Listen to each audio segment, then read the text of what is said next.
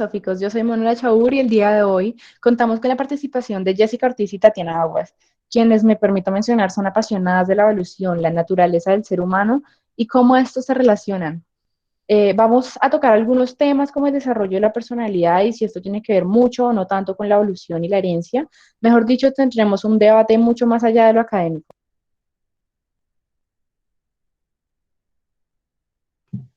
Muchas gracias, Manuela. Para mí es un placer estar aquí presente y hablar de estos temas que fueron y que aún son más que controversiales. Espero que a los que hoy nos escuchan a través de sus dispositivos electrónicos les interese tanto como a nosotras el tema de la naturaleza humana. Siento que vamos a tocar temas bastante delicados, así que vamos a intentar ser lo más neutros en estos temas para que se entienda que estamos explicando un punto de vista ajeno al nuestro. Me parece correcto. Después de esta aclaración recién hecha por Jessica, quisiera permitirme iniciar hablando del estudio de la evolución humana. Bueno, no es que haya sido un proceso simple en el siglo XX. De hecho, como que la cosa no cuajaba hasta el desplegamiento de esta nueva rama extremadamente importante, que es la paleoantropología, que se encarga del estudio de la evolución de los humanos, en específico podría centrarse en los homínidos antiguos. Es un excelente abrebocas. En lo que respecta a esta rama, siento que, perdón, me corrijo. Está claro que desde ese entonces se empezó a intentar comprender un poco sobre los aspectos cognitivos del ser humano, de su conducta y de su desenvolvimiento en la sociedad, pero no lo suficiente como para querer entenderlo desde otra perspectiva puramente empírica. Afortunadamente eso cambió ya a finales de siglo. Estás en lo correcto. A finales de siglo surge la psicología evolucionista, que intenta sintetizar varias disciplinas, entre ellas la etología cognitiva, la ecología del comportamiento, la primatología, entre otros. Para explicar un poco esto de la psicología cognitiva, empecemos por el hecho de que es una rama de la psicología que estudia los mecanismos implicados, pues, en los fenómenos de la cognición en los seres humanos. Claramente, esta rama debe soportarse en un estudio de procesos cognitivos en otros animales. Por otro lado, la sociobiología, según el célebre Edward Wilson, es el estudio sistemático de la base biológica del comportamiento social en todo tipo de organismo, incluyendo los seres humanos. Esta sufre un cambio de designación a ecología del comportamiento. Wilson no fue el único en publicar sobre este tema. También se destacaron varios autores, todo esto con el objetivo de encontrar una explicación biológica del comportamiento social. Gracias a la sociobiología y la psicología evolucionista, se puso este tema de los comportamientos en primera línea para la investigación, en principio por las ciencias sociales. Afortunadamente, la psicología evolucionista ha sido mejor recibida a comparación con la sociobiología. Lo que pasa es que la sociobiología intenta explicar la persistencia de algunas conductas sociales que finalmente se establecen en una población, bien sea por creencia o por costumbre. En cuanto a la psicología evolucionista, no se basa en lo absoluto en costumbres.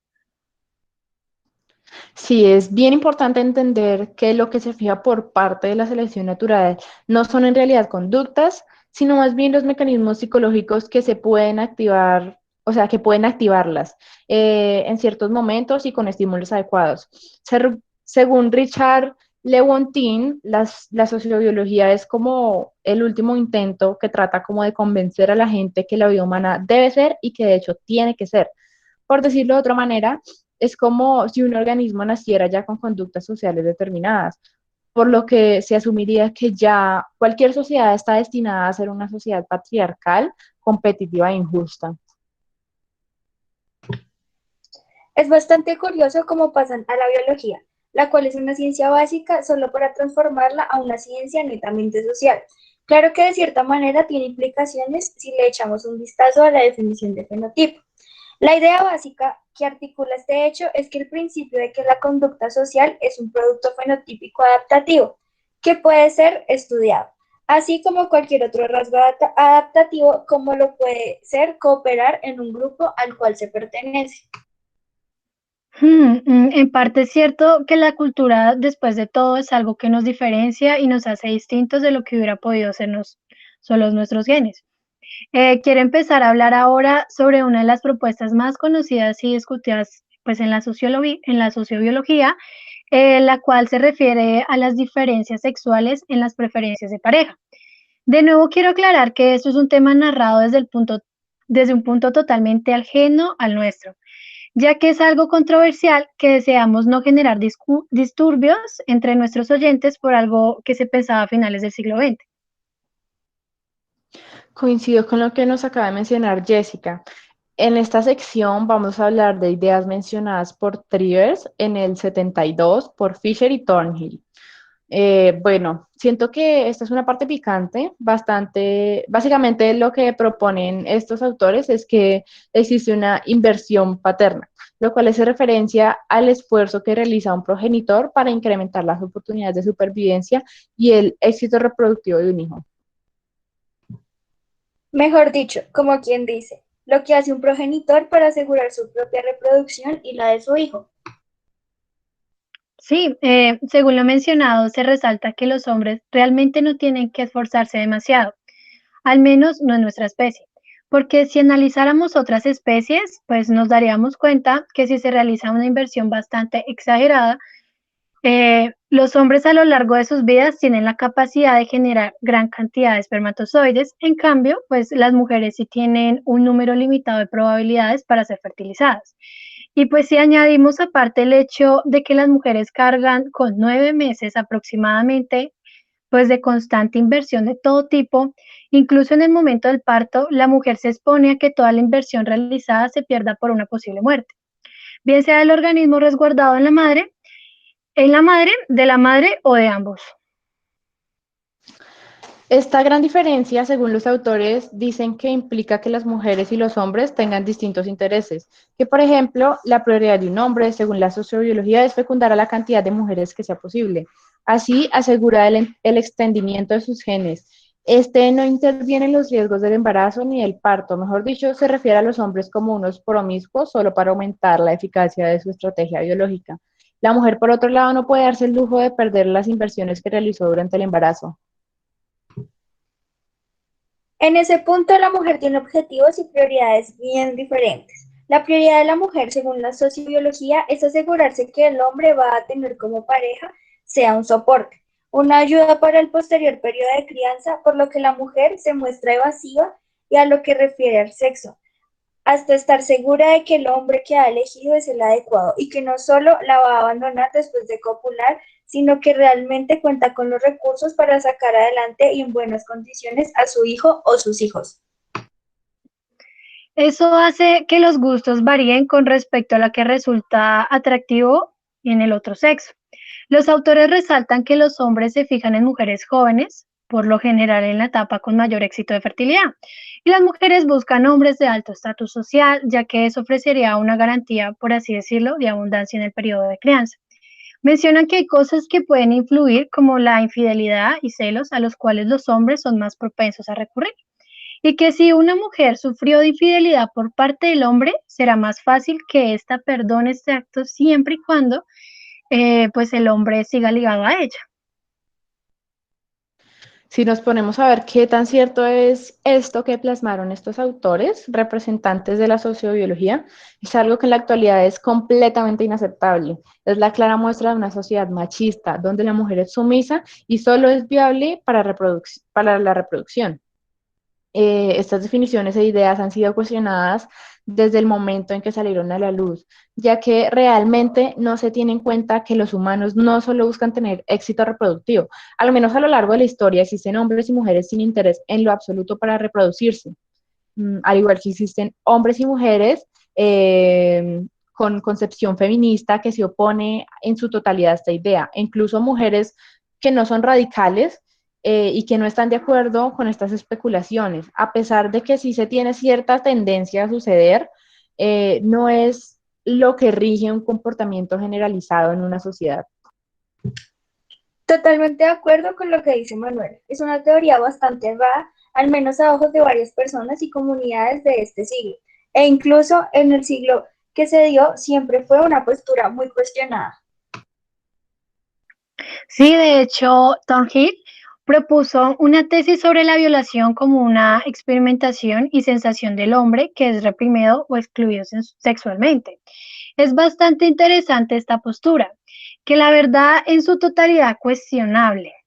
En esta menciona que por lo general es un joven, pues los que violan, de bajo estatus social y pocas posibilidades de conseguir pareja. La verdad, en este caso, no sé qué significa la baja posibilidad de conseguir pareja. Esto se puede traducir hoy en día como un hombre enfermo, quizás de baja autoestima o maltratado, porque existen varios factores que pueden influir que un hombre crea que no tiene posibilidad de conseguir pareja. Un ejemplo claro son las personas que padecen de enanismo. A pesar de tener menores probabilidades de reproducción, algo que ha sido bastante estudiado no quiere decir que no la haya, que sea una probabilidad baja. No significa que en su totalidad sea nula. Y esto no los hace pues unos abusadores. Según otros autores, esta es una tesis de suposiciones discutibles, que resulta de una manera polémica si se interpreta como un eximiente de la conducta de un violador, algo que en definitiva no era un propósito de Thornhill. Por esta razón, las propuestas de la psicología evolutiva usan el lenguaje de manera ultra cuidadosa, ya que esta no solo trata de cuestiones relativas al emparejamiento, la conducta sexual o la agresividad y el altruismo, sino que esta también realiza estudios sobre la percepción de colores, de paisajes, de cuestiones de estética, cuestiones emocionales o pues en general sobre aspectos de la cognición. Bueno, dijimos antes que la principal novedad que introduce la psicología evolucionista con respecto a la sociología es que en ella lo que se considera explicable a través del proceso evolutivo no es la existencia de determinadas conductas sociales, sino la tendencia de mecanismos psicológicos que la ocasionan y posibilitan. Aunque la caracterización de la naturaleza concreta de estos mecanismos psicológicos y neurológicos ha quedado hasta ahora algo difusa, lo cierto es que estas propuestas presentan diversas ventajas. Exacto. Por ejemplo, se habla de conductas adaptativas en el entorno de nuestros antepasados y el cómo se desenvuelven en ese entonces. La sociobiología pretendió que por eso podía explicar por qué previenen de forma tan arraigada algunas conductas en el presente, como el gusto de las comidas dulces y grasosas. En la actualidad, pues se sabe que producen obesidad, pero ¿qué tal si en el pasado el gusto por esos alimentos pudo ofrecer claras ventajas a los individuos que lo poseyeran en mayor grado? Luego está Jerry Fodor, hablando de la psicología evolucionista y cómo toma la psicología cognitiva presenta una tesis que involucra la mente. En esta se dice que la mente no es como una computadora que ya tiene un propósito, sino que tiene módulos donde cada uno tiene diferentes funciones y que estos son resultado de problemas adaptativos concretos con los que tuvo que enfrentarse en la época en que nuestra especie era cazadora. También mencionan que existen diferentes módulos mentales que reconocen cierto tipo de cosas o de situaciones. Lo complicado de enfrentarse a esta propuesta es que en el momento no estaba del todo resuelta, por lo que no se especificaba cuántos módulos mentales existían y cuáles eran sus tareas, por lo que al principio la psicología evolucionista se adhiere a la tesis de la modularidad, pero no a unos cuantos módulos, sino a la posibilidad de cientos y miles de ellos. De todo lo mencionado anteriormente, por supuesto, las críticas fueron fundamentales. Las objeciones principales fueron distribuidas porque ambas disciplinas dejan ver un sesgo político conservador en muchas de sus propuestas. También porque en ambas disciplinas se defiende una concepción determinista de la conducta humana que resulta completamente injustificable desde un punto de vista científico. Y finalmente, ambas disciplinas manifiestan una incorregible tendencia a forjar hipótesis especulativas y por consecuencia a científicas. Sí, hablando un poco sobre la primera objeción, la del sesgo político conservador, en esta sección se menciona que los críticos atribuyeron a la sociobiología y la psicología evolucionista la presentación de dictar las pautas de una organización social, entre comillas, correcta. De esta manera justificaban desigualdad de sexo y de clase social que ya hemos mencionado anteriormente, como lo es lo de la violación. Se dice que si estas conductas son innatas del ser humano, entonces no habría posibilidad o no sería lógico cambiarlas, ya que tienen un origen biológico, una postura bastante discutible. Exactamente, siento que esta es una crítica bastante importante porque de cierta manera están haciendo entender que cualquier intento de reforma social encaminada hacia una sociedad más igualitaria estaría condenado de antemano al fracaso. De hecho, Philip Kitcher señala razonablemente que cuando un estudio científico encierra una peligrosa carga política que puede ser eventualmente utilizada para justificar situaciones injustas. Es que una cosa es intentar explicar evolutivamente cierto comportamiento y otra muy distinta, darlos por buenos o justificarlos moralmente. Incluso si el machismo o la xenofobia o incluso el racismo tuvieran una explicación evolutiva, eso no implicaría que una sociedad libre e igualitaria no debiera condenar e intentar erradicar este tipo de comportamientos o ideas. Por más que la naturaleza humana no se considerara en su totalidad maleable, como pensaron hace unas décadas los ambientalistas radicales. El que tenga una base biológica no significa que entonces nuestras conductas sociales no puedan ser modificadas.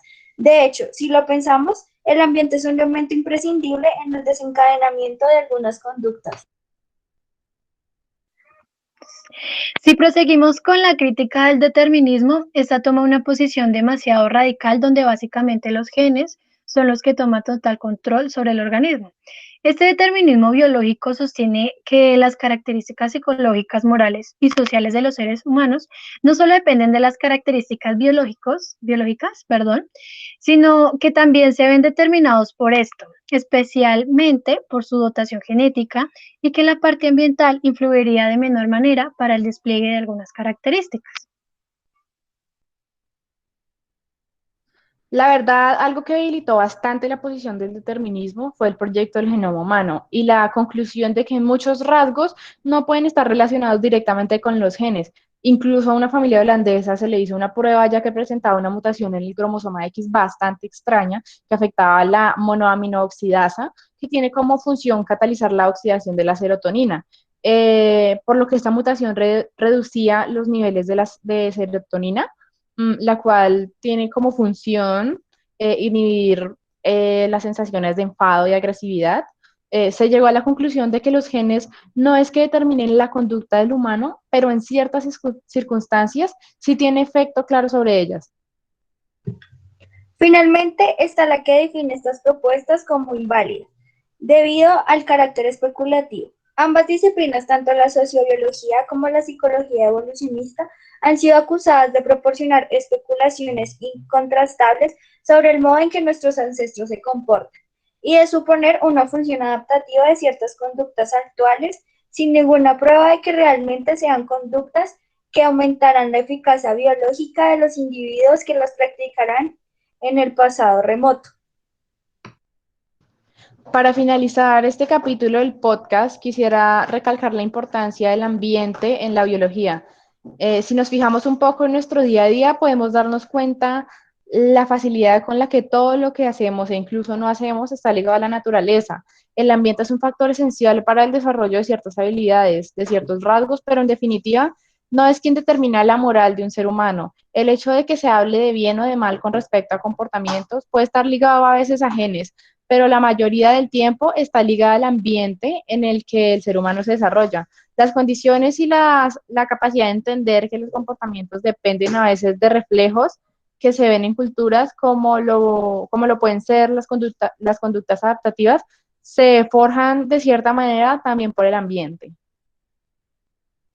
Bueno, Manuela, agradecemos tu invitación a este capítulo de 21 Minutos Filosóficos. En realidad es un placer para mí hablar de cosas que tal vez para muchos son datos curiosos y son un camino pues que en una conversación banal definitivamente no tomaría. Muchas gracias por permitirnos este espacio. Es bueno saber un poco de cómo era la concepción de antes con respecto a la naturaleza del ser humano y sus comportamientos y lo drástica que se torna la situación si lo comparamos con el ahora. Gracias a ustedes y a nuestros oyentes. Esperamos con ansias la próxima posibilidad de un capítulo nuevo de este podcast 21 minutos filosóficos. Chao, chao.